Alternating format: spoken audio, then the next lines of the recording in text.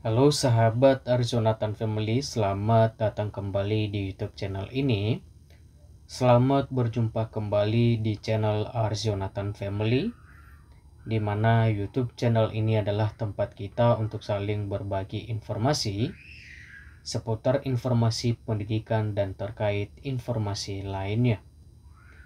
Dan pada video kali ini kita akan membahas mengenai pertemuan antara Komisi 2 DPR RI dengan Kementerian Menpan RB, di mana bertemu Komisi 2 DPR dan Menteri Anas menguraikan penyelesaian tenaga non-ASN hingga digitalisasi manajemen ASN.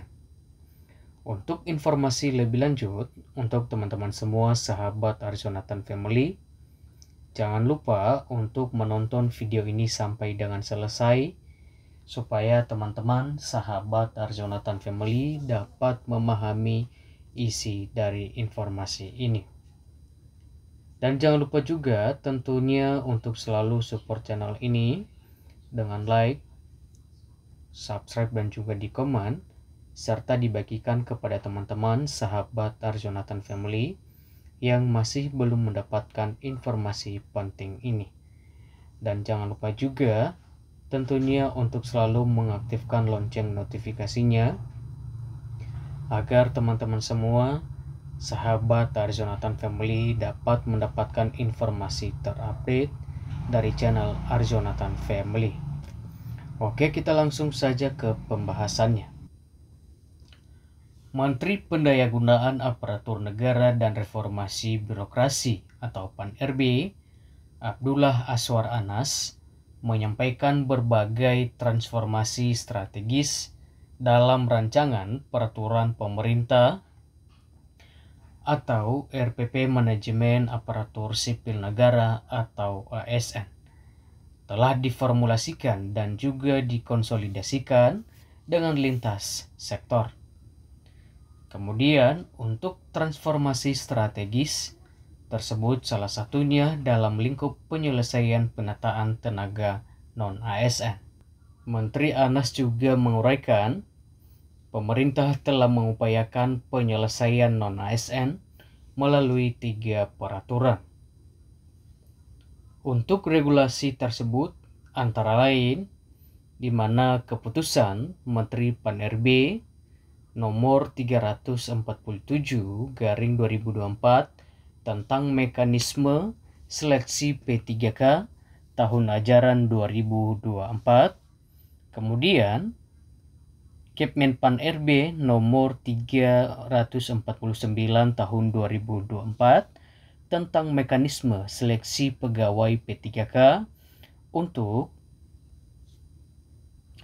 jabatan fungsional kesehatan, dan juga Kepmenpan RB nomor 348 2024 tentang mekanisme seleksi P3K untuk jabatan fungsional guru di instansi daerah. Kemudian, untuk penyelesaian non-ASN ini sebenarnya tidak harus menunggu RPP manajemen ini selesai, di mana pada pengadaan P3K tahun 2024, pemerintah menyiapkan formasi P3K untuk pelamar tenaga non-ASN sejumlah 1 juta formasi. Hal ini disampaikan oleh Anas dalam rapat kerja dan juga rapat dengar pendapat mengenai RPP Manajemen ASN bersama Komisi 2 DPR RI yang telah dilaksanakan di Jakarta pada Rabu 28 Agustus 2024. Kemudian, dalam aturan yang telah diterbitkan, di mana terdapat beberapa pokok peraturan, yaitu dalam hal pelamar melebihi sejumlah formasi. Kemudian, untuk kelulusan juga ditentukan berdasarkan peringkat terbaik. Dan selanjutnya, untuk pengisian formasi akan diprioritaskan secara berurutan bagi yang pertama adalah guru lulus tahun 2021 dan D4 Bidang Pendidikan tahun 2023.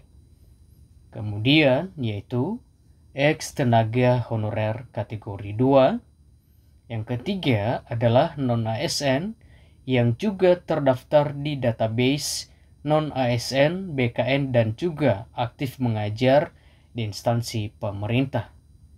Kemudian guru yang aktif mengajar di sekolah negeri dan juga tenaga non-ASN yang aktif bekerja di instansi pemerintah.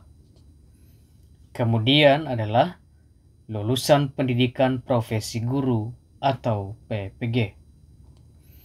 Berikutnya, bagi pelamar yang terdata sebagai tenaga non-ASN pada database BKN, sebagaimana disepakati bersama antara pemerintah dan juga DPR RI yang mengikuti proses seleksi dan juga mendapatkan peringkat terbaik diangkat menjadi P3K di tahun 2024. Namun, untuk pelamar yang masih belum mendapatkan peringkat terbaik dan juga belum sesuai dengan lowongan formasi, maka dapat diusulkan menjadi P3K paruh waktu. Hal ini disampaikan oleh Menteri Anas. Kemudian juga dijelaskan di dalam rancangan peraturan pemerintah manajemen ASN di mana diformulasikan transformasi penyederhanaan proses bisnis layanan kepegawaian untuk memudahkan ASN. Semula terdapat 3 tahap dalam penetapan standar kompetensi jabatan atau SKJ. Kemudian melalui RPP Manajemen ASN, SKJ ini akan ditetapkan oleh instansi masing-masing.